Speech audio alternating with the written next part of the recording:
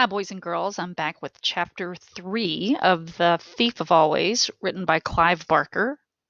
This chapter is called Pleasure and the Worm. So, right now, the two characters that I know of are Harvey and Rictus. We heard a little bit about Harvey's mom in the beginning, but I don't think this is her. So, let's continue reading. What a fine thing it would be, Harvey thought, to build a place like this.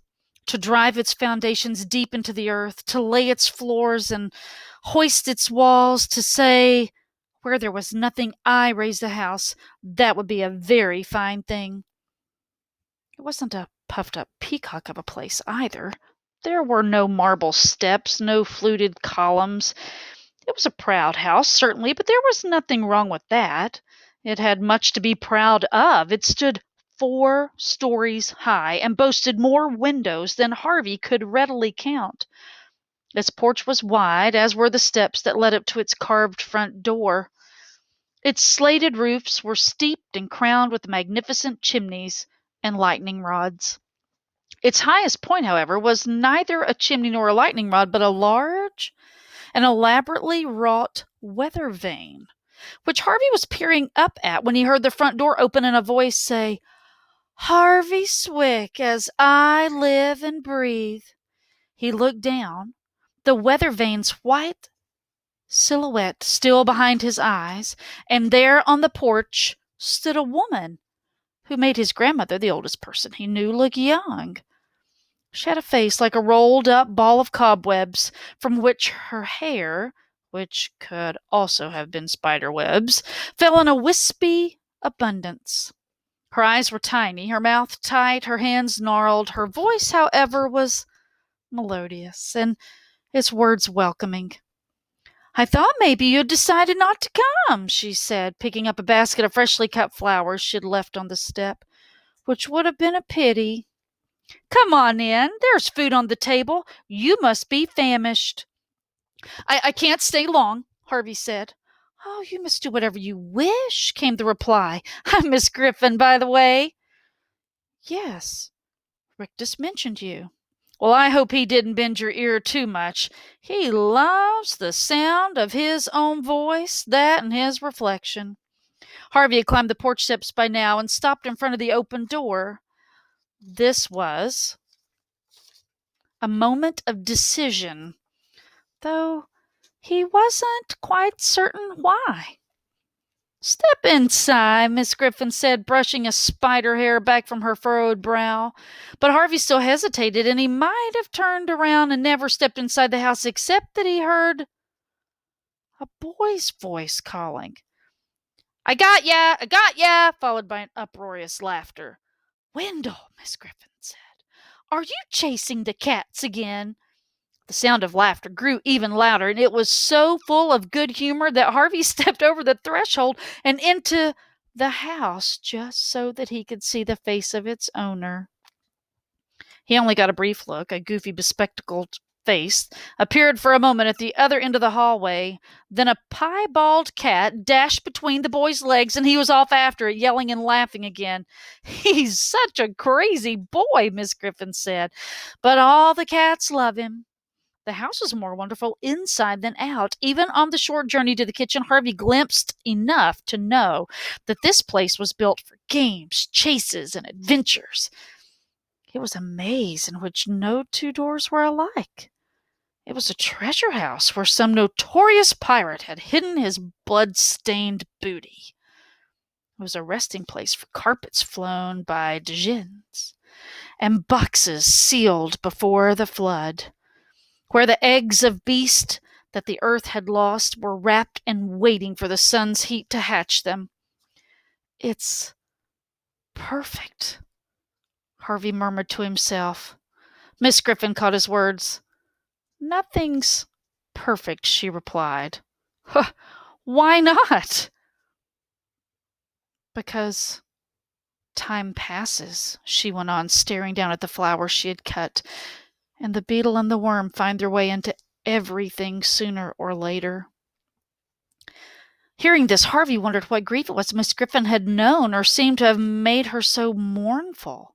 I'm sorry, she said, covering her melancholy with a tiny smile. You didn't come here to listen to my dirges. You came to enjoy yourself, didn't you? I guess I did, Harvey said. So let me tempt you with some sweets.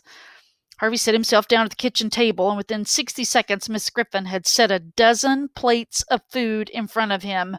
Hamburgers, hot dogs, fried chicken, mounds of buttered potatoes, apple, cherry, and mud pies, ice cream and whipped cream, grapes, and tangerines, and a plate of fruits he couldn't even name. He set to eating with gusto and was devouring his second slice of pie when a freckled girl with long, frizzy blonde hair and huge blue-green eyes ambled in. You must be Harvey, she said. How did you know? Wendell told me. How did he know? She shrugged. He just heard. I'm Lulu, by the way. Did you just arrive? No, I've been here for ages, longer than Wendell, but not as long as Miss Griffin. Nobody's been here as long as she has, isn't that right? Almost, said Miss Griffin a little mysteriously. Do you want something to eat, sweetie? Lula shook her head. No, thanks. I haven't got much of an appetite at the moment. She nevertheless sat down opposite Harvey, stuck her thumb in a mud pie, and licked it clean. Who invited you here? She asked.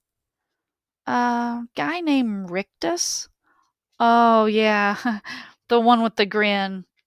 That's him. He's got a sister and two brothers, she went on.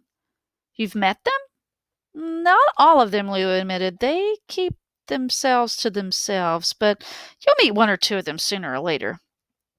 I don't think I'll be staying, Harvey said. I mean, my mom and dad don't even know that I'm here. Sure they do, Lily replied. They just didn't tell you about it.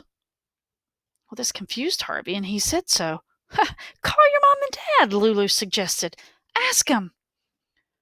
Can I do that? He wondered.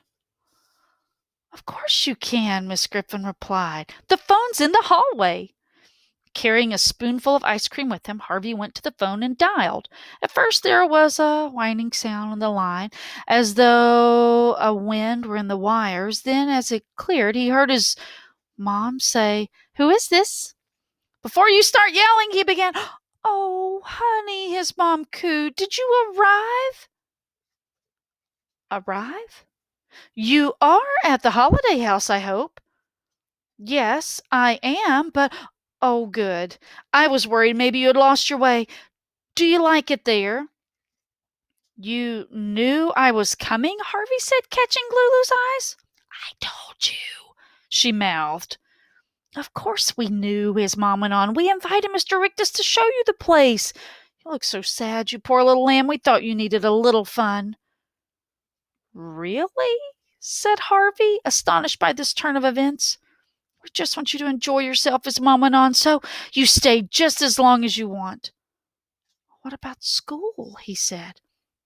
You deserve a little time off, came the reply. Don't you worry about anything. Just have a good time. I will, Mom. Bye, honey. Bye. Harvey came away from the conversation shaking his head in amazement. You were right, he said to Lulu. They arranged everything.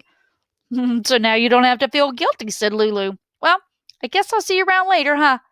And with that, she ambled away. If you're finished eating, Miss Griffin said, I'll show you to your room. I'd like that.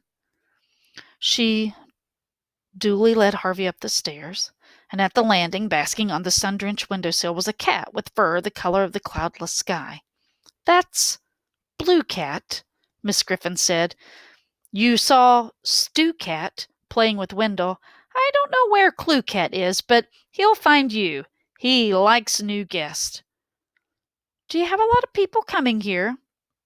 Only children. Very special children like you and Lulu and Wendell. Mr. Hood won't have just anybody. Who's Mr. Hood? The man who built the holiday house, Miss Griffin replied. Will I meet him too? Miss Griffin looked discomfited by the question. Maybe, she said, her gaze averted, but he's a very private man. They were up on the landing by now. Miss Griffin led Harvey past a row of painted portraits to a room at the back of the house. It overlooked an orchard, and the warm air carried the smell of ripe apples into the room.